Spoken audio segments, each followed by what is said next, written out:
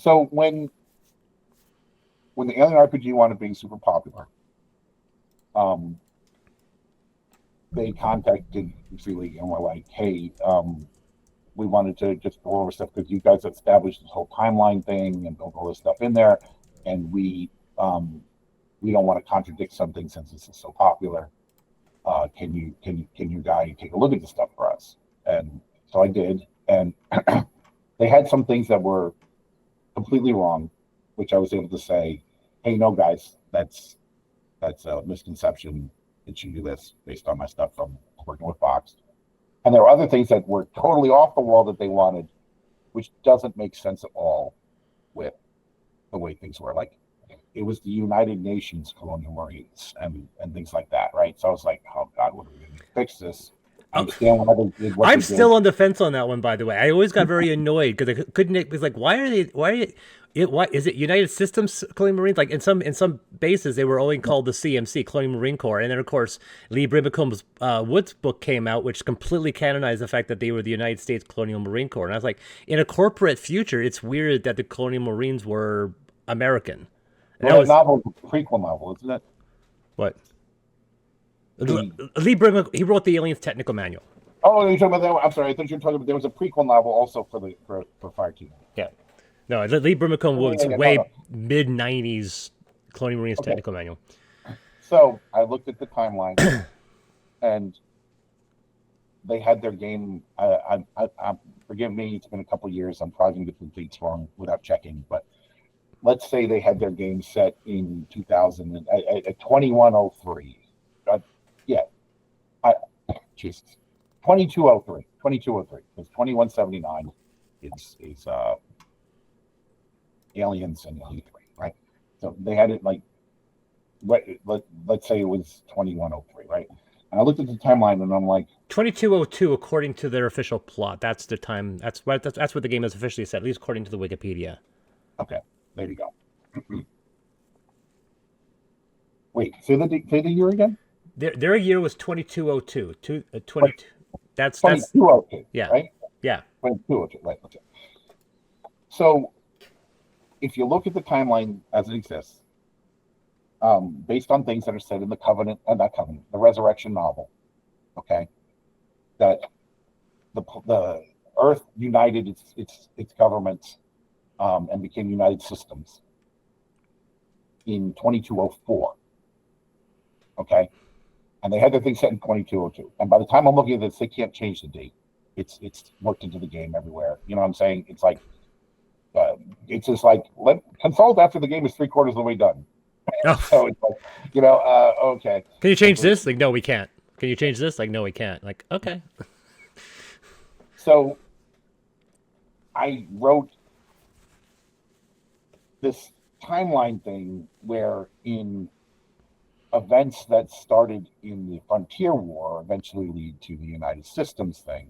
And they're integrating different systems along the way. And somewhere along the way, the United States Colonial Marines absorbed the other defense forces and became United Systems military. right. So by the time the date is that they say we're now the United Systems, everything had been integrated by then, rather than saying we're going to start integrating now. You know what I'm saying? So I came up with that for them, so they could keep that because that was very important to them. They had this whole sector of space that had this weirdness going on that I was actually working on the Colonial Marines book while that was happening. So I worked in a history that made sense why this thing was separated from the government and all this other stuff. And I want to say it's the Hades cluster. I don't remember exactly what it is. I'm sorry. Okay.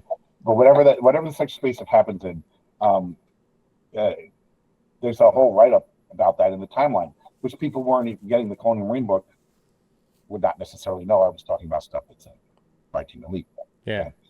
And in the process of doing all this stuff that I did to set things up for them and to clarify certain things, because they had some weird stuff about androids, and so I made that work as well. In the middle of all that, I gave them, hey, this is what is happening in this year, like with 2182. 2182? is when I think the Colonial Marines source book happens. So this is what's happening this year. It's starting something called the Frontier War, blah, blah, blah, blah, blah. Okay. So I give them all this stuff, along with my recommendations. And again, consultant, it's recommendations. They decide yes or no. Okay. They loved what I did. They used it. They put my name in the credits, which was astounding to me because I didn't expect that. And they did something else, which was crazy because their game came out a few months before the Colonial Marine book did, right? And they inadvertently spoiled the Colonial Marine book, which at first we were all like, "Oh no, what did they do?" And then we realized, "Oh no, that's good advertising," you know. I'm trying to think. Well, how did they specifically do that? There's something that you do where somebody says to you, I haven't actually seen the scene yet, but we were told about it. Someone says 20 years ago there was a war on the frontier and blah blah blah blah blah blah blah, and they talk about all the events that the whole campaign is about in the Colonial Marines book. So I mean, again, it's like, hey, look, we crossed canon, and dealing with the video game people and the novels and all that stuff. I wanted to do that from the start because I wanted to. I said, listen, we're starting with this game. I want to do like what Star Wars did and make these what becomes like the source books of the universe. Because like the DL-44 blaster in Star Wars is still that, which the RPG is the one who first named it. You know, that's always I've always loved the fact that West End actually contributed to the canon that everybody uses now. So I was like, why don't we do this with Alien? Why don't we make this the new canon thing? You know, and so like originally we talked to all the licensors and before our game came out, and they were like, okay, like we've been doing this forever and you're just the new kid, so whatever. And then the game came out and outsold all this stuff, and they were like, hey, you know, would you like to work with us? You know, which is what happens. But that integration, like people who played that Colonial Marine campaign are watching the game and they're like, the video game, they're like, oh shit, they're talking about our campaign that we played. You know, suddenly you've got that. As a player, I'm immersed in all this. As a fan, I feel like now I'm part of that because they're talking about this campaign that I played, and they're talking about it in a video game. You know, so that extended over to the novels, because I had written the Planet of the Apes novel. The Death of the Planet of the Apes came out from Titan, and Titan had the Alien license, and so I pitched to them, why don't we take like a few of your upcoming novels, and I will write an adventure that goes in the back of them for the Alien RPG that spins out of the events of the novels. And they went for it, and there's 3 novels: Colony War, Enemy of My Enemy, and I can't remember what the other one is. The other one is Infernal Small. So 3 novels from 3 different authors, and in the back of each one is an adventure for the Alien RPG that spins out of it. I wrote those adventures. In Infernal Small, I always use this one as an example of how this works. It's like they get to this planet, and the planet has been spoiler alert for the novel. The planet has been bombed by a mysterious ship. It's been bombed with the black goo. Okay, so everything's getting messed up. And the Marines show up in orbit, and they get a distress call, and they send a team down to that distress call to try and pick them up. And that's the plot of the novel, is what happens with that team and the people they try to rescue and all that stuff. But in the book, it says, and after that ship launches, they start getting distress calls from other parts of the planet also, because there's 5 colonies on this planet. And they're like, we have to send a team to each of those colonies to get those people out. Novel doesn't deal with anything to do with that except for the rest of the adventure that they were going on, right? So you're at one of those other colonies in the adventure that comes in the module, okay? So either you're a marine who's going to rescue those other colonists. So you're going to another part of the planet dealing with similar type of things that's going on in the book, but your story's happening parallel. And you know, it's you can read that book and say, hey, they're mentioning when I launched to go do that thing. You know, I wanted this interactiveness in all these franchises. I wanted people to feel like if you read that book and never played the game, you didn't lose anything. You just know they launched teams to go to other parts of the planet. But if you played the game, also, you had the experience of being part of the book. So it's not that now you got to do this, otherwise you don't have the whole story. It's, oh yeah, there's a story that's spun out of that. And I wanted, nobody had the Terminator novel license when we were doing the Terminator stuff, so we couldn't do it with that. Finally, Apes is kind of a similar situation. Nobody's doing books now. But it's something that I would really like to do with all these franchises, is just so that people can feel like they're part of it. Yeah. The idea of collecting all this content and trying to absolve, like I said, it's not once again to bring up the fact that I tried to do this in the mid '90s and it was insanely difficult, just because like there wasn't anything that was online. I had to like buy all the books and buy all the comics, and at the time, of course, all I had to tap was obviously 1 or 2 video games and then the Dark Horse, and that's the reason why the RPG I designed was like 80% Dark Horse content. Were you approached by the Dark Descent people? No. No. No. So yeah, because I think that one's set in 2198. So there was a few years before the events. Right.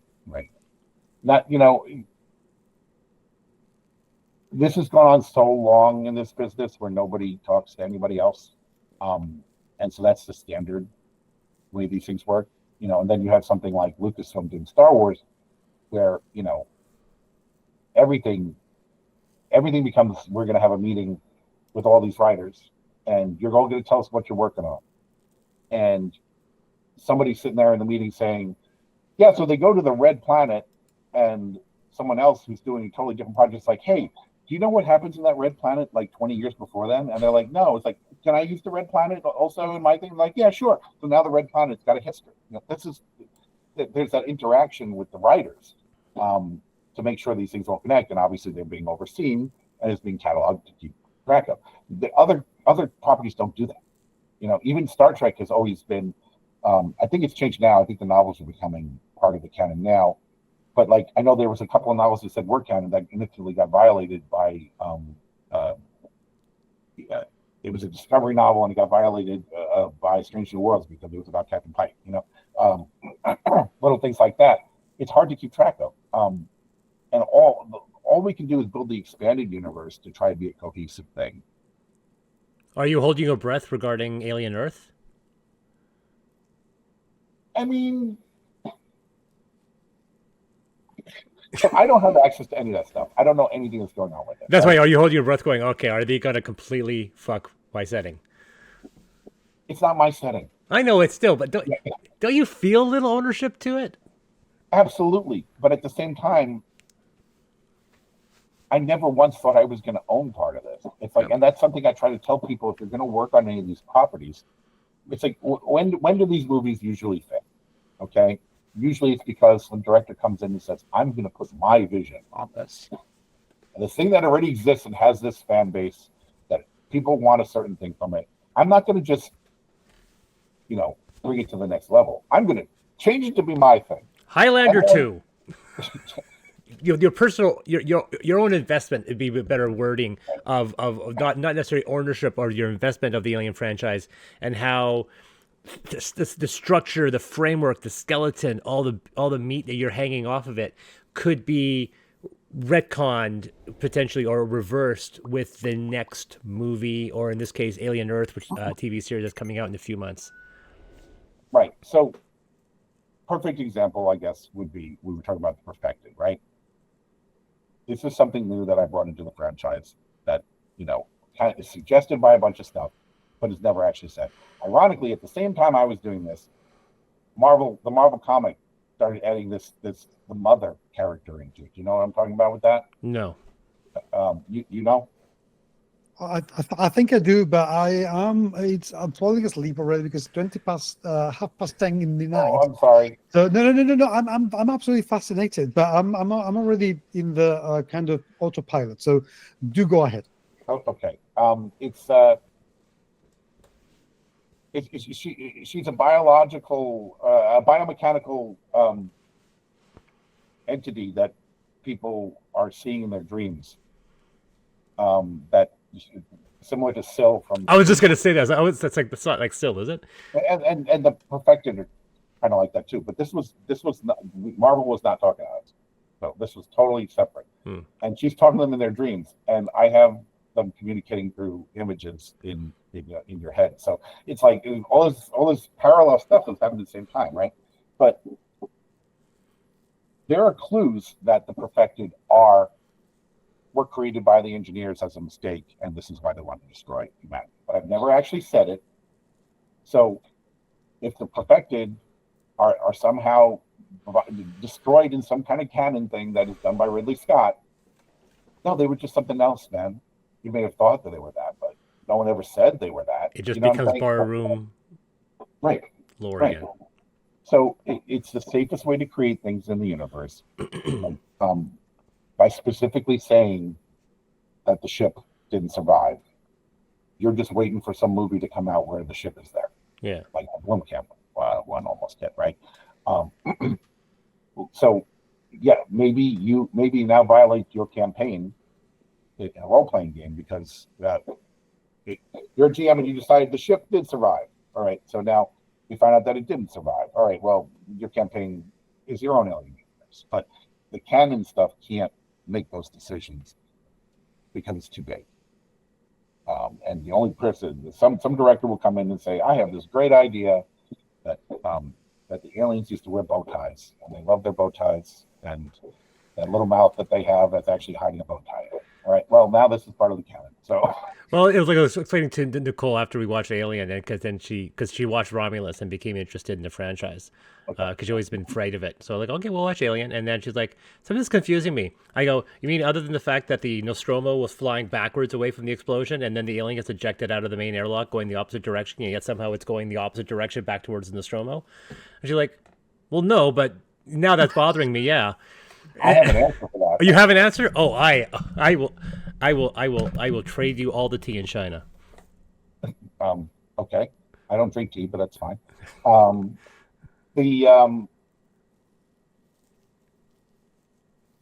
see 3 explosions. Yeah. Okay. So clearly, the first explosion didn't destroy the entire ship. Mm-hmm. Okay. With 3 explosions, that means debris would have happened. Yeah. Okay. So the first thing people say is that there wouldn't be debris. Okay, no, there was fucking debris. All right. Yeah, it's space. There's debris. Yeah, so get over that. All right, not you personally, but people, please. Now, why did we see 3 explosions? Probably because Ridley that's really cool. Let's put it in again when we're ready. All right, but there were 3 explosions, so that's the universe. Okay, it blew up the probably reactor, which led to something else blowing up, which led to the 3rd thing blowing up. The Nostromo blows up, which blows up the refinery in stages. There's many. Yeah. No, the detonation charge, the fuel, and the cargo. Yeah. Well, I mean, there could have been something like that, like if they needed to ditch the cargo. Absolutely. I mean, it was the reactor overloading that started it all, but who knows what else happened, right? So it hit the batteries, and then that did it too. But so okay, number 1, we've got debris, right? Okay. Then we've got the alien being ejected. Okay. The ship was flying away from the debris, Mm-hmm. right? But it was going backwards. Yeah. Right. So that means that so the door is facing the wrong way. Yeah. Saying, right. Yeah. We don't know how long it took them to find, right? Because it's kind of implied, actually, when I watched it on video, on streaming, I was like, oh, they recently found the debris It field? was like 19 years after the events of Alien, I think it was, they said. Yes, but they found it 19 years after. Yeah. They didn't find it right away. People seem to think, oh, you found it right away, and somehow this and that. Oh, no, it took them a while. Yeah. So if you're in space, all right, and I'm going to say it wrong, Lagrange point is? Yeah, Lagrange point. Yeah. Gravity between 2 bodies, yeah. Right. So if everything in that area would slowly collect to that spot. Yeah. So there you've got your alien who was on the trajectory and came out. You've got all the debris, and it's all just sort of floating in one spot because that's the gravity fields of the planets around it are causing it to collect there. Okay? I think there's your answer. Okay, right? so over a period of time, everything kind of drifts back together. Because people are like, well, in space things keep going. Well, it depends. Is the attraction of that gas giant so much that it altered the trajectory of the alien flying away? He's not under power or anything. You will keep going the same direction you're going until something that has a stronger gravity pulls you out of that position, which is why you get sucked into a black hole, right? So, did they explain this in the movie? No. Did they do it because it looks cool? Absolutely. However, it's not a stretch. Did you have to do any pivoting when Romulus came out, or was Romulus like, okay, this works well with what I'm working with? Romulus came out. I was done with the last book, Building Better Worlds. That's Right. the last one I worked on, and that had been actually in the can for a year and a half when Romulus came out. Yeah. So it just saw print last year, but I think they were in negotiations for the to continue the license because the license was up or something like that. I don't know exactly details, but that's not my pay grade over there with Free League. So, but the thing is that the I don't think it violated anything that I had previously done. I'm happy about that. Like, it drew from sources that I drew from, including drawing from some of my sources. Do I enjoy the movie? Absolutely. Could I have done without some of the lines that were, a little too obvious? Yeah. I mean, to be all meta about it, technically, Ripley is ripping off Andy by saying "get away from me." Yeah. That happens timeline-wise before she said it. So, I think that line would have played off a little better if it was like because of the way Andy was. Yeah. Like, get away from her, you not nice thing. Something like yeah. that. That would have worked so much better. Or made a dad joke. Yeah.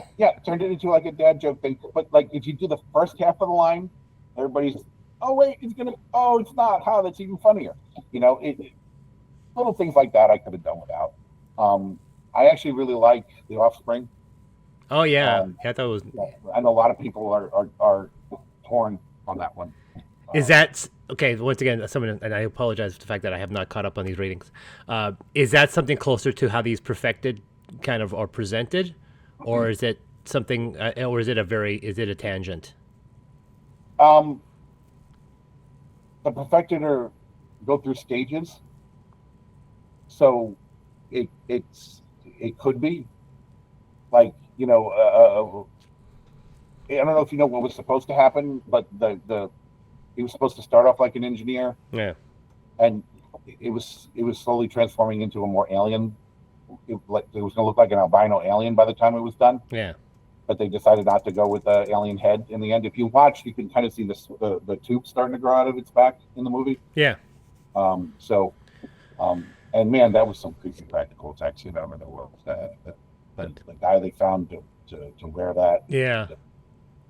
So unnerving and awesome in that, and I don't understand why people don't like it. I actually thought it was pretty good. I thought it was very fascinating that he claimed he wasn't inspired or influenced by the newborn at the end of Alien Resurrection. It wasn't until his son said, how similar this is to the end of Alien Resurrection, and he never cued in on it. I'm like, really?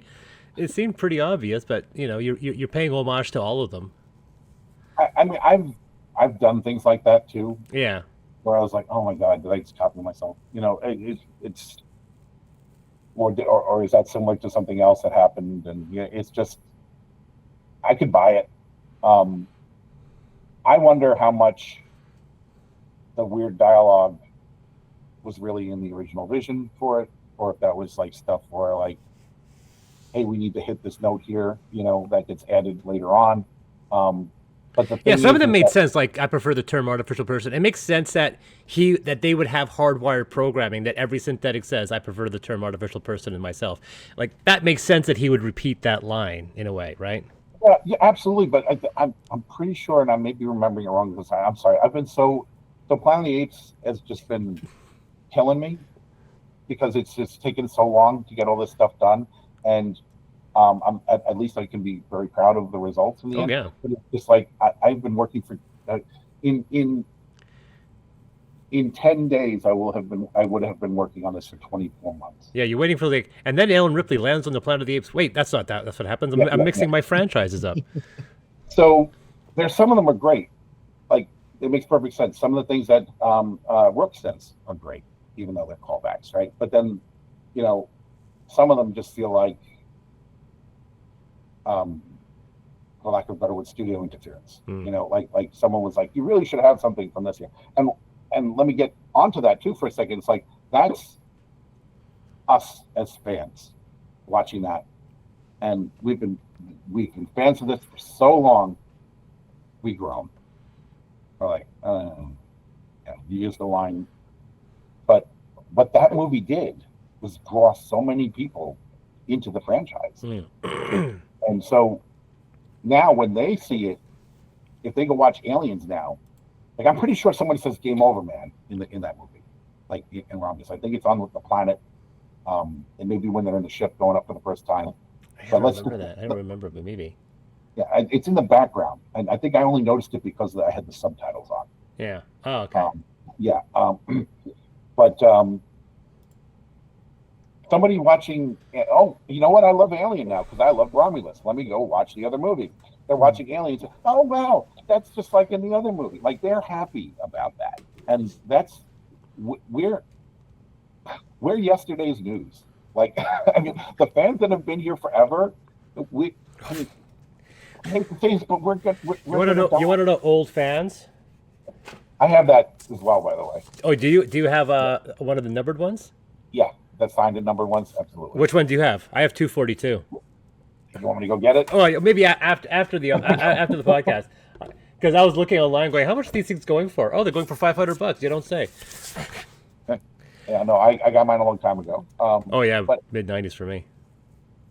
I still think Earth War is one of the best stories, and I would love to have seen that as a movie. I mean, the novelizations that Steve Perry did and stuff, they're fantastic. Oh yeah, the Dark Horse stuff. It's even right near the end with music of the Spears and so forth. They were putting out some amazing stuff like Hive, and obviously we talked about Tribes, which is one of the best ones. Final question before Paco passes out. This is purely on lore. Do you think this is like? It seems like for you, lore is Schrodinger's cat. Everything happens until somebody puts it in pen. So, is Amanda Ripley alive or dead? You decide. Yeah, exactly. Do you think that they're working on a sequel to Isolation, so I assume she's alive. No. I mean specifically, do you think the corporation lied to Alien Ripley and Aliens? Aliens. And the fact that was she still alive, and the corporation told Ripley that her daughter was dead, so she wouldn't look too much into her life. This is something that I had never considered, that she was alive, until I read that somewhere on Reddit or something, and I was like, huh, okay, well, I don't know if it matters either way unless we're going to do something about Amanda Ripley. So, like, take it as we know the corporation said she's dead. Yeah. Right? We don't have a death certificate, so that doesn't mean she's not dead, but it doesn't mean she's alive. It literally is what you said about, open the box and it's the cat in there. So, yeah. So okay, next one. Well, that's kind of the point. There's everything's Schrodinger's cat when it comes to the lore. I know we can talk about this for a while. We're going to split this up into pieces, by the way, obviously. Yeah. Because obviously, just for me, the lore has always been very fascinating. Have you played Dark Descent? Which one is Dark Descent? Dark Descent was the third-person XCOM strategy game that came out, I think, last year. No, that's the new one. I haven't played that one yet. No. Yeah, that one's not bad, but it made some real interesting decisions in the last 30 minutes. When it comes to the lore, because it seems to be just a basic Marine breakout. Like it doesn't try to absolve stuff the way Fire Team did, but then in the last 20 minutes, it did something that was just like, okay, that's definitely a choice. You're talking about those other alien. creature things? Yeah, there were basically there are like giant aliens. We're talking the size of kaiju in the final moments of that game, which I think, oh, that's definitely a choice. Mm-hmm. But it's one of those situations where I'm like, I don't think anyone's gonna ever talk about this ending ever again. So you're not talking about the city aliens that like have no limbs and the things that look like they're drawn out of the wall. You're not talking about those. You're talking about No, like I said, there was a whole. I'm trying to remember that. I played the game actually only a few months ago, but in the story, if I'm remembering correctly, it was there was some type of like, ancient alien artifact there, and then there were these giant weird creatures like but they were the size of buildings, and then there was an alien that came out of one, and then it chases our heroes in the final in the final moments of the game, and I was just like, well, this is definitely an unusual choice, but I mean, I'm sure it like made people shit their pants when they're playing the game. I was more frustrated with the game because it was basically a 30-minute extended cinematic because you didn't. Oh, really? It wasn't even a final boss battle because the final boss battle was just your standard Marine characters fighting off against creatures you had already been established, and then it triggers this 25-30-minute extended cutscene where you are in one of the most annoying chase scenes ever when you're being chased down tunnels by this giant kaiju alien with 2 front arms and a big long tail, and it chases you for 5 minutes. Oh, it enjoys itself, right? I've seen pictures of it. Yeah, it's a very frustrating sequence. It seems like it's part of a different game. But I'd say for me that comes that fascination. That's weird that like my wife, like we're doing this lore thing, as I said, and she's gone through Prometheus Covenant. She hadn't seen Covenant before, so now she has a lot of questions. And she got through Alien, and before she goes Romulus, I go, okay. And then I think, okay, wait a second, timeline is so Amanda Ripley is next. So Alien Isolation, I think, happens before Romulus. I think. No, it because happens in 37, right? Yeah, because Amanda Ripley is supposed to be 10 or 11 years old at the events of Alien, and she's in her 20s. And if Romulus is 19 years after Alien, that means Alien Isolation happens before Romulus. So I'm like, I'm going to have her watch one of the gameplay movies, the 2.5 hour cut gameplay movies, so she can get experience. Like I was like, oh, is this character pop up again? Maybe. And then after that, we'll watch Romulus, and then I think Alien Earth is after Romulus. Yeah, I mean, which makes me feel a lot better than when originally it was supposed to be before Prometheus. At least that was the dates that they were giving us. Yeah. So one last thing about the whole canon thing, it's like, even if you don't like Prometheus, like some people sitting in this room, I loved it when it was as a start of potentially something entirely new.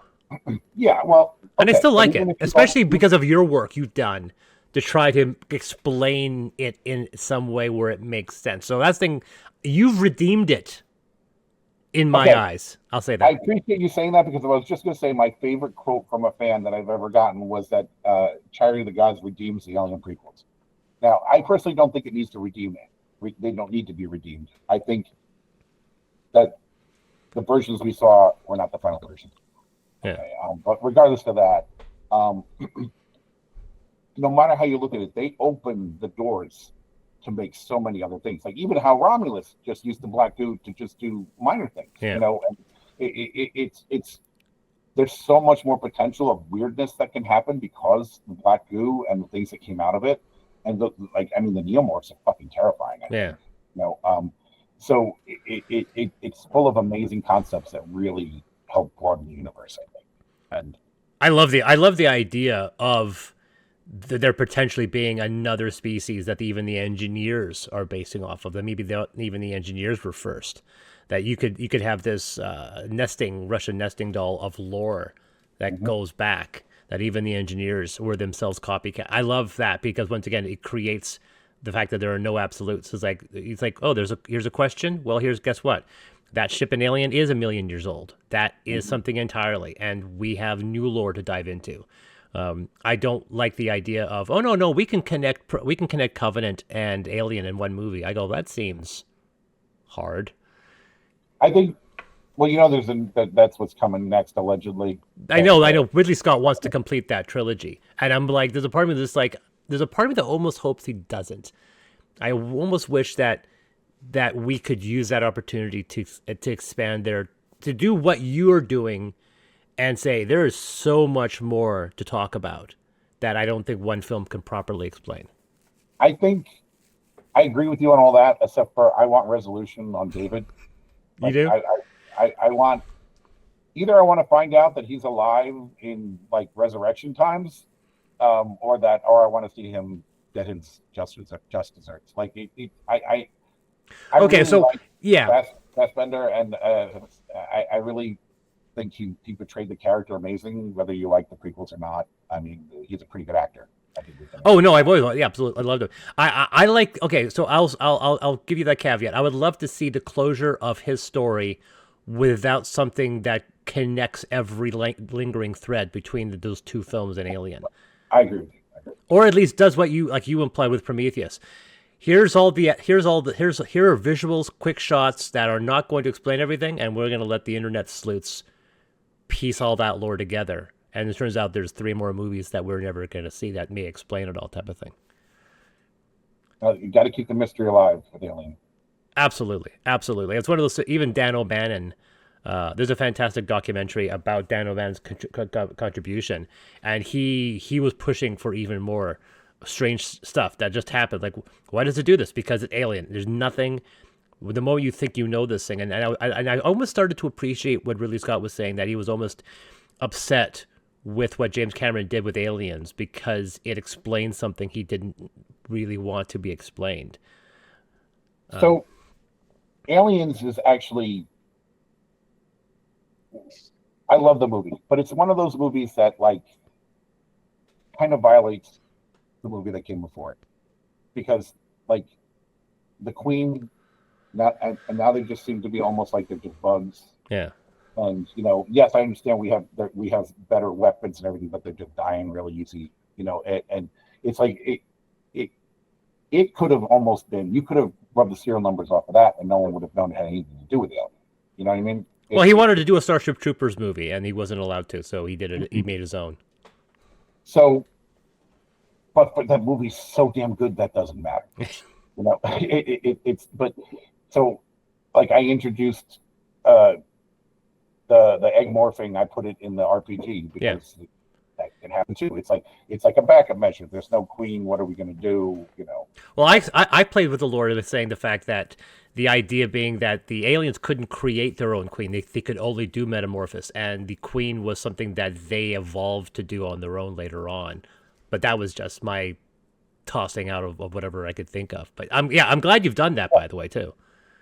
Yeah, and if I had read what you said there in some official book, because obviously I couldn't draw from unofficial books, but if I had, I would have made that. Some say, Yeah, some say. Some say that the jockey race, because the engineer term didn't exist back then, basically used the queens to create eggs in mass numbers, but they didn't want the infestations to go out of control.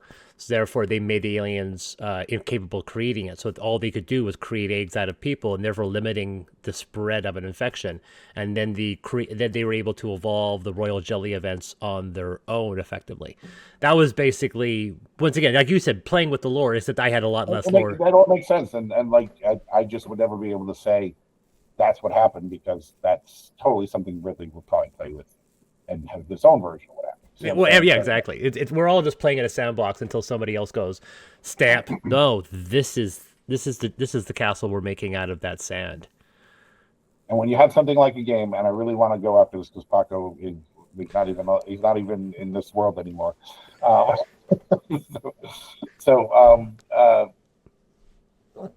Shit. Now I forgot what I was going to say. Anyway. Well, go ahead. What was the last thing you said? I had made comments about we're all playing in someone else's sandbox until someone stamps on it. So we kind of we do our best to try to make it well until somebody contradicts us. So and that's the thing when you have something like a game, okay? We're not here to contradict anything. I'm here to give you all the options to make it your own. Yeah. You know, so let Ridley Scott's out there decide this is exactly what happened. Because that's that he wouldn't be Ridley Scott. You know, if he wasn't Ridley Scott, he wouldn't be allowed to do that. You know what I'm saying? So, you know, that's fine. I can give you all the theories that I think it is, all the possibilities. I can give you I can make up some of my own and throw them in there as if it's a possibility, and it's up to you. So that's what's cool about gaming. It's your game table decides. Your game master decides some of the stuff, and then your actions decide the rest, and it's all interactive. And that's the most important thing to me, is interactive with this stuff. That's why I did the Choose Your Own Adventure. So, yeah, the more we feel like we're immersed in the universe, the more fans you're going to have for it. Quick aside before I completely annoy Paco. Have you met Ridley at all personally? No. Have you, like, what's the closest degree of separation you've had to being on the set or being associated? Like I said, it's publishing. I haven't been on the set, on any set. Like, no, like what degree of separation? Like, have you, you know, like, it's just one of those situations. Like, how close have you gotten, even peripherally? I don't know how to answer that. Okay. All I know is that the licensing person I used to speak to all the time was on the set all the time. I don't know, you know, because he wouldn't have been allowed to tell me what happened. So you've never like had a conversation with like Chris Foss or so forth? Because I've actually had a conversation with Chris Foss, so I'm like 1 degree of separation from Ridley Scott. Okay. So that's the closest I've ever had. I've had a conversation with Chris Foss, who did some designs, none of which were used on Alien. From what I understand about Ridley, also, like he doesn't care about continuity; he cares about story. Yeah. Okay. So like I've heard a story that I can't confirm if it's true or not, but that when he was talking about what they were going to do in Prometheus, that someone said, "Well, they already had Peter Whalen in AVP," yeah. and da. So, and Ridley just stared at him, and then was like, "So what we're doing with Whalen is like he doesn't care." Well, that's part of the Predator franchise. Yep. Right. That's Peter. The entire history of Whalen Yutani is completely different in one franchise than the other. Yeah. No. And again, I'm so sorry, Paco. The other thing is, we were talking about this before we went on a tangent with the AVP stuff. When I was doing the Bible stuff, but I wasn't doing the whole Bible, so I only did parts of it for Alien. And then when I was doing the RPG thing, Alien, I separated out everything that should be in AVP versus what should be in Alien. So if we were to do, or anyone was to do, an AVP role-playing game, like all the timelines are different, all the histories are different, anything that's been in those novels, like the governments are different. You read that stuff, and it's like, I was like, this is a whole other world. This works between these separate things, instead of trying to jam these things in there, you know? So yeah, if you were to dissect it all like that, it's like, wow, it's a totally different franchise. Well, thank you for this extended. Hopefully, we'll have multiple parts. I've been recording. Paco's been recording. I guess we'll absorb all that stuff together. Hope we can do this again. I would love to. I'm sorry. Oh my God, how long were we on? 2 hours, 2.5, 2.5 hours. But that's great. Like I said, I expected something like this would happen. And I didn't even get to ask a question. Oh, I'm sorry, Paco. So I know there is a second edition Alien coming out relatively soon on to Kickstarter. Mm-hmm. That interview is mine, Christopher. Mine.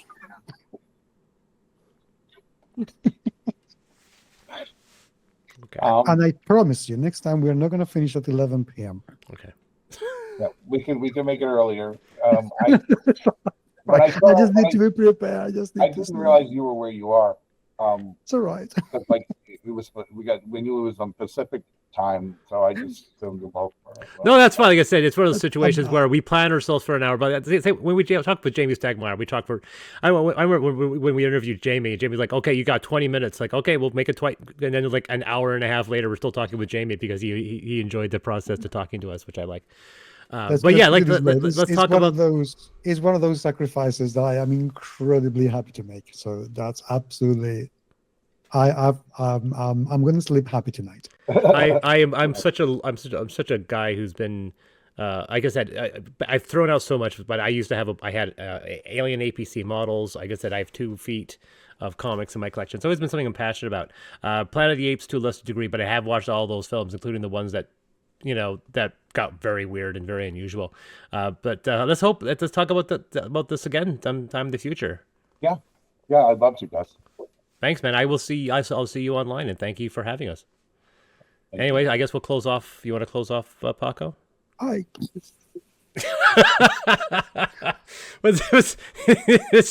you? That's not your typical sign off, Paco. Pretty much. I think it's going to be at this time of the evening. Is good. That's going to be a kind of a theme tune, for goodbye. Well, thanks a lot, man. I appreciate it.